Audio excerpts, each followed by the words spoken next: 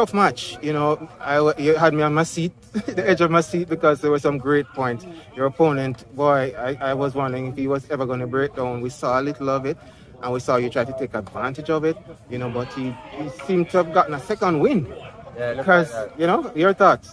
Yeah, in the third set, I thought he was tired, and then he kind of almost like you said, he found a second win.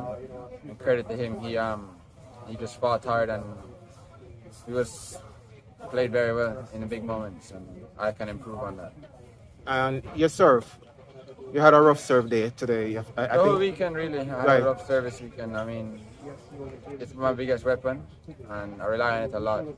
And I wasn't getting many 3 points, so I need to improve on that, really work on it, and get it back world class like it is.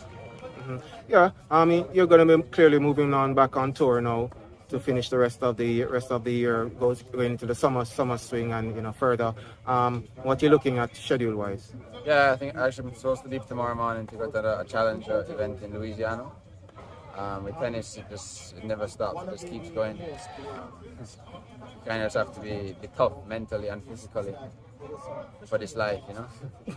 But you must be happy though, because your ranking is skyrocketing upwards again. No, I mean, I know the level that I can play, and I believe in myself and in my abilities.